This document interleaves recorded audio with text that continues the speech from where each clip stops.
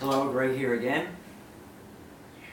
Today I thought I'd show you some of my favorite go-to decks out of the collection, which ones I use, what I favor them for, and a little bit about the artwork on what each one is. So let me start with my go-to deck. That is the Thoth deck. This one. I picked this up probably at least 25 years ago. I pull it out every 5 years, look at it, look at the numbers, look at the artwork, maybe look at the book, and put it back in the box and forget about it for 5 years. And it wasn't until recently I found some YouTube channels and started studying books and decided to start giving readings, and the more you practice, the better you get at it, and eventually you learn and understand the deck. Of course, you can never know all that's in it because, you know, Uncle Edward Alexander had a lot going on, and who knows what he's hidden away in the artwork of these, but they are quite beautiful. This deck is quite powerful. It's the one I use as my go-to for general readings, just where you're at in life, and it's very, very effective and very powerful. But let me show you some of the artwork. One of my favorites, the Eon, absolutely gorgeous card. The Tower, of course, frightening, coming down. I hope you can see these, but I will link where I got this from, the knowledge, the techniques, and he goes through all the cards and the artwork and everything in detail on what each one is. Very, very knowledgeable guy. The Emperor, you can see the fire in that, the power in that. The Queen of Wands, one of my favorite ones. The Empress, and you can see these were all painted by someone named Lady Frida Harris, and she did absolutely beautiful artwork, and they're all really, really different, which means she's not stuck in one style. She could cover a lot of different styles. The Priestess, all kinds of stuff hidden in there. The Five of Wands. Now, this is not a scenic deck, so there are not people in each of the cards. The Five of Wands is 5 wands. So if you need a scenic deck, that is not the deck to go to, but for more of a spiritual type reading or like a snapshot where you're at, that's the one I go to first.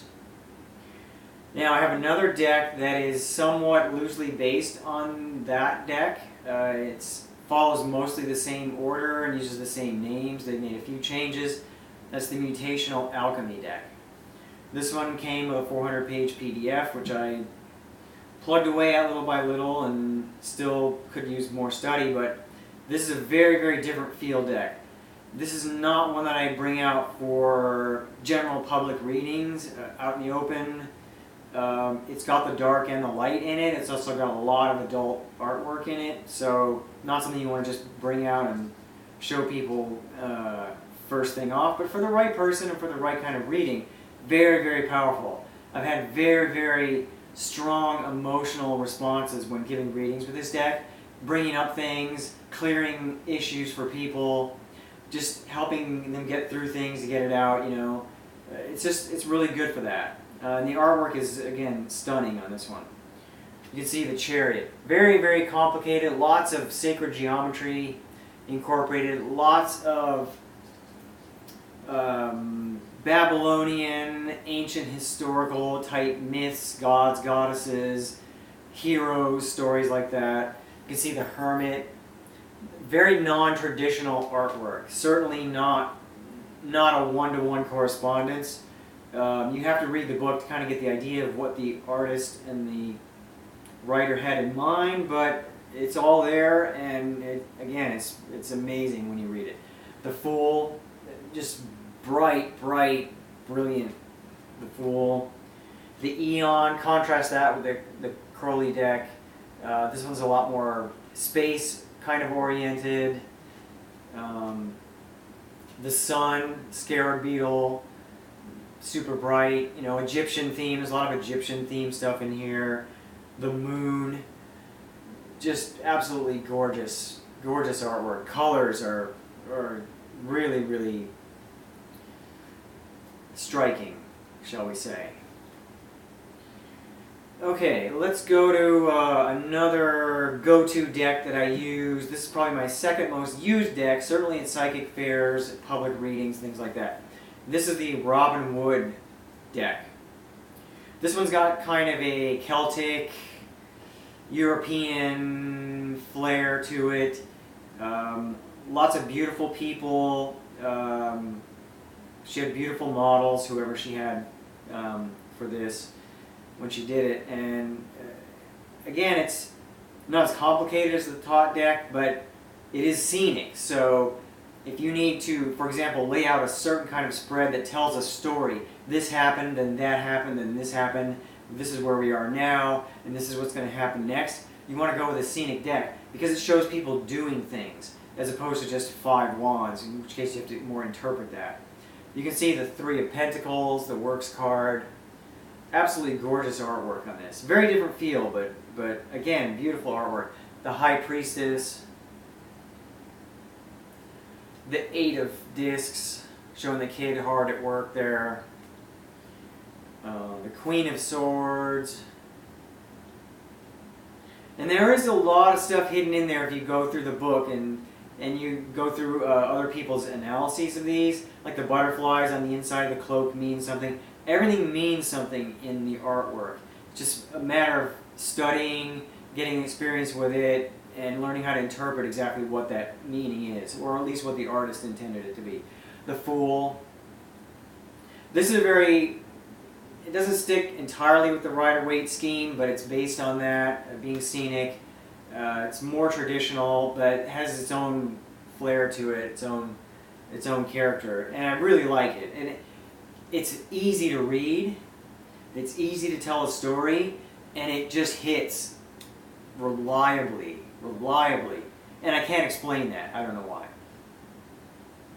So since I mentioned it, this is the Rider-Waite deck, the Universal Rider-Waite. This one has been colored. This one again is a scenic deck. I believe it was the first scenic deck, which means that in each card there's a person and they're doing something. You can see the 10 of Wands, this guy's carrying 10 wands. It's nice artwork. It's the one you will find on most web pages. Most psychics are using these. Most people at psychic fairs will have this as their go-to deck. I need to spend a little more time with it.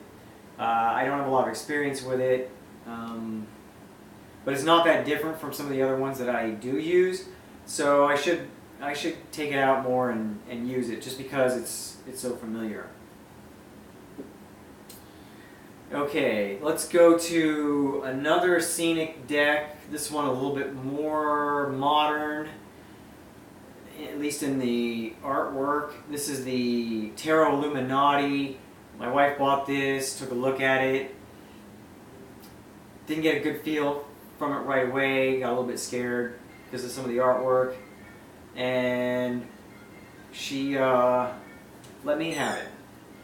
So I, of course, picked it up and studied it. You can see the suits are divided into 4 different schemes. The cups are like fantasy scheme, a lot of elven type imagery, people with platinum, white, blonde hair, blue, lots of blue. You can see the swords are English Elizabethan costume type. And again, each one's divided by suit. The wands are like a Middle Eastern type feel, Arabian desert kind of thing, maybe Persian. And then the pentacles have an Asian theme in them. And then again, it's scenic, so there are people in all of the cards doing something, and each of the people belongs to that group of artwork type. This is another one that I like to use when I need to tell a story. I put it right behind the Robin Wood as far as the usage. It's good for quick readings, 3-card readings, churchyard spread, things like that. And again, I really like it, and it seems pretty powerful and pretty well connected and easy to read.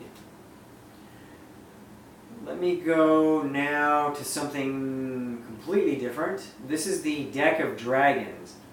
As you can see, it is thicker than all my other decks. This is not a tarot deck. It's the Deck of Dragons. And I picked this up from a friend of a friend. It's like a little private publication. It has a white book that comes with it, and it explains what these are. The scheme is a little bit different. There are more majors. There are more different suits of different colors. And the artwork is, I would describe, humanoid dragon with a lot of abstract thrown in. So you can see this green soldier card. Yeah, that's an artwork of a person, but it's very abstracted, almost like a Picasso type painting. The white crow here is clearly a dragon. The dragons are identifiable as such. And then this is a major. This is the Hounds of Light. You can see it's humanoid, but with two dog heads. It feels like a powerful deck. I know there's a lot in there. I have not put in the study required yet to really master it. And I'm not quite at the point where I would be comfortable offering a reading to someone because I just don't know it well enough. But I am going to study it more and try to use it more and try to get a better feel for what's going on. It doesn't always fit in the traditional spreads, and I need to figure out exactly how that's going to look, whether it's like a 12-card circle or a churchyard or a pyramid or exactly what, and try to figure out exactly how I'm going to use it. But again, it's beautiful artwork, it's unique, it's interesting, the book is good, it's got some different stuff in it. It tends to be a little harsh on the querent based on the count and the explanations in there, but you know, sometimes you need to hear that. So again, something to play with, the deck of dragons. Let me go next to the Cosmic Tarot. This one is another one that my wife bought and used a little bit, but left it here when she went on tour and left it in my hands. And I am starting to use it more, especially for daily readings. It is a scenic deck, but it's very different artwork. It's very Art Deco with a hint of early Hollywood movie influence to it. So you can see like the Wheel of Fortune, beautiful card, lots of sacred geometry in there. Fascinating. The Princess of Pentacles, you can see the Art Deco influence, looks like someone from the 20s. And again, the style also. The Magician also looks like something out of a very early Hollywood movie when they used to be big spectacles with huge sets built, you know, before computer graphics. The Tower, of course, brick building falling down. And another very beautiful card, the Emperor. Shows a lot of the power, but also has that Art Deco influence, the colors, the lines, the way they draw the people. And again, I haven't studied this one as much, but because it's scenic and it's not too far off of the other scenic decks I have, it's not hard to read. And there's a lot of stuff in there, and I think I'll spend a little more time working on that one as well. And let me wrap things up here with another deck that I just had to have. And this was the last deck that I saw that I had to have it. This is the Inner Realms Tarot. And this one I've been using a lot for the daily readings. I keep it at work in case I have to rush in and I don't have time to take care of it in the morning. I do it first thing at work and see how the day is going to go. And this one is not a scenic deck. This is what's called a pips only, and it's even beyond that in that the face cards are not people. And you'll see as I go through the artwork here. But look at the sun, okay? Absolutely gorgeous, stunning artwork. When you see the whole deck, you got to wonder what was in the mind of the person who drew this and where have they been. Look at this Judgment card. Those of us who have been to the Inner Realms have probably seen that light. You know, we know it's real, and whoever drew this deck, well, they saw it too. As I was saying, this is the Queen of Swords, and you can see it's a sword with a green background, which is often associated with the air sword suit. there are keywords on here. If you need to be reminded about what the meaning is, there's also a little white book that goes in a little more detail. Or you can ignore the keywords and go with your own interpretation of what the Queen of Swords is and just what the blue ring and the green sort of plasma in the background might be. The Hermit, you can see the face incorporated in the tree, very unique. Here's an example of what I mean by pips only, 10 of Wands. It's 10 Wands, that's it. That's all you get. So you got to know what the 10 of Wands means, or you go off the keywords. And then the card that really made me get this deck, I had to have it. This is the Magician. And you can see, like, you know, that guy's out there, you know, and he's got a lot of power. And this deck, it's not scenic, and there are no faces on the face card, so there's a lot left to interpretation. You really have to know the system of the suits and the majors and what they all mean. But once you get there, it's actually quite a powerful deck, and it does hit pretty well to give a description of, for example, where a person's at right now. So, again, that's the quick summary of the decks that I like, the ones that I own or have borrowed. If you want to go look any of these up, a lot of them are on Google Images, and they'll have a lot of the cards up there. Or you can go look up the deck itself. A lot of times they'll post a lot of the artwork if you want to study it in more detail. And I will post a link to David's site where I learned the Thoth deck, and it's in incredible detail. I mean, this guy is a scholar beyond, beyond PhD level in what that is. And you'll get a lot better description out of him as to what these cards are than you would out of me.